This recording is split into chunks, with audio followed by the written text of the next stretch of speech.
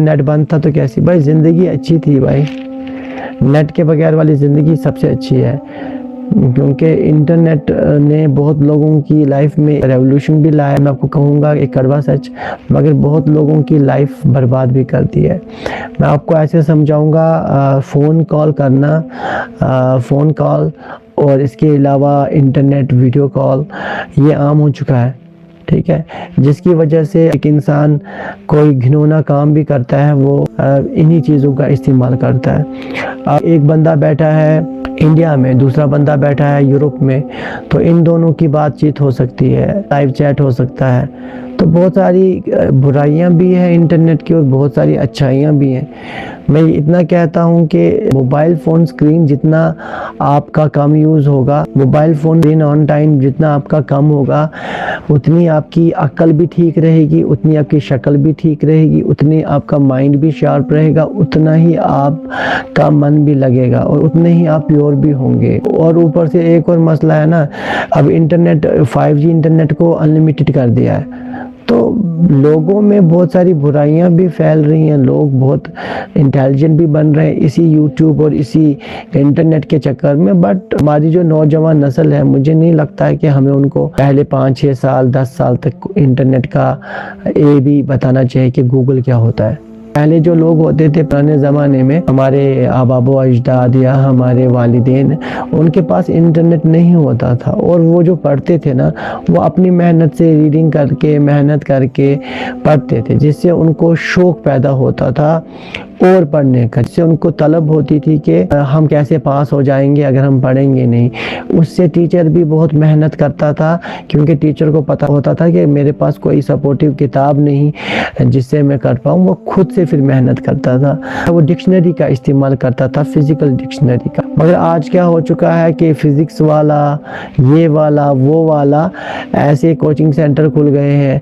आज जगह जगह पे ट्यूशन अवेलेबल है, आज इंटरनेट पे, यूट्यूब पे सारे लेक्चर्स अवेलेबल हैं, आज नोट्स अवेलेबल है, फैसिलिटीज़ अवेलेबल है। आज कंपटीशन हाई हो गया है, आज कंपटीशन इतना हो गया कि 99.99% लेने वाला भी श्योर नहीं होता क्या मेरी सिलेक्शन होगी या नहीं।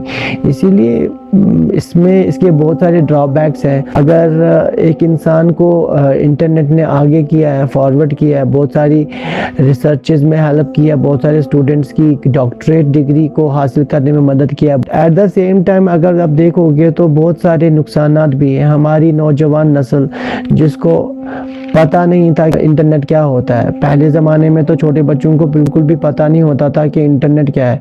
आज के छोटे से बच्चे तब तक खाना भी नहीं खाते जब तक उनको इंटरनेट नहीं होगा, यूट्यूब नहीं होगा।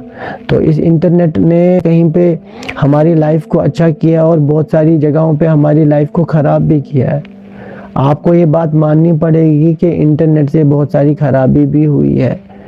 इंटरनेट ने हमारी नौजवान नस्ल को बिल्कुल तबाह व बर्बाद करके छोड़ दिया है।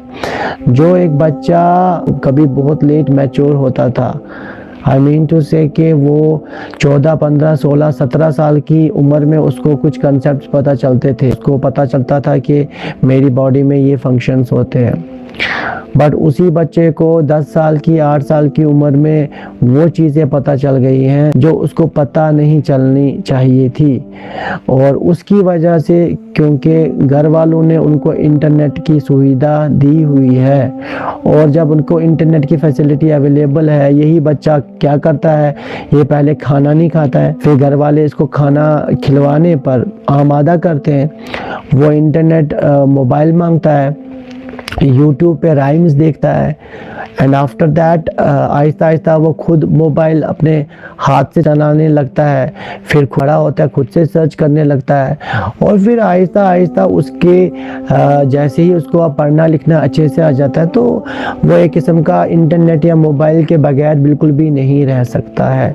और फाइनली वो मोबाइल का एडिक्ट बन जाता है और उसके लिए, मोबाइल के लिए, उस इंटरनेट के लिए, उस फैसिलिटी को अवेल करने के लिए वो किसी भी हद तक जा सकता है।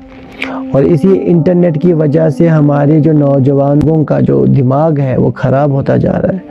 मैं इसकी बुराई नहीं कर रहा हूँ, मैं सिर्फ ये कह रहा हूँ कि अगर इंटरनेट एक बोन है तो एक कर्ज भी है। अगर इंटरनेट के प्रोज हैं तो कॉन्स भी हैं। अब हमें अपनी नौजवान नस्ल को ना इस इंटरनेट के फितने से बचाना चाहिए।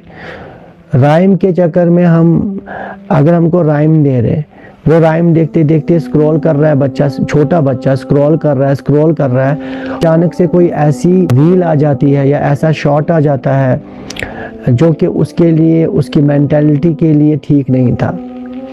बट अब क्या हो रहा है, वही वाला कंटेंट उसकी नज़रों के नीचे से चले जाता है, वो उसको पता चल जाती है वो बातें जो उसको पता नहीं चलनी चाहिए थी। तो क्या कहें भाई, अब हमें खुद ही चाहिए पेरेंट्स को एक रिस्पॉन्सिबिलिटी लेना। बच्चों का जो स्क्रीन ऑन टाइम है मोबाइल का, वो स्क्रीन ऑन टाइम बिल्कुल रिड्यूस करना चाहिए और बच्चों की एक्टिविटीज़ पर नज़र रखनी चाहिए। आज वो पेरेंटल मोड आता है, वो ऑन करना चाहिए, यूट्यूब देखना चाहिए, किड्स यूट्यूब।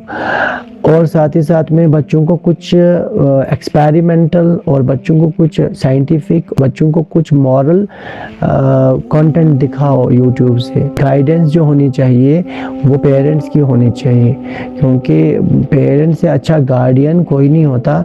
इसलिए पेरेंट्स की एक रिस्पॉन्सिबिलिटी बनती है कि पेरेंट्स अपने बच्चों पे नज़र रखें और उनको उनका स्क्रीन ऑन टाइम कम करवा पाएँ और उनको इंटरनेट के नुकसान से बचाएं और उनको इंटरनेट की जो हार्म्स हैं जैसे वो बड़े होते हैं उससे भी आगाह कराएं और उनके ऊपर एक वॉच रखें। ये मेरा थोड़ा सा छोटा सा मैसेज था आप सबके लिए।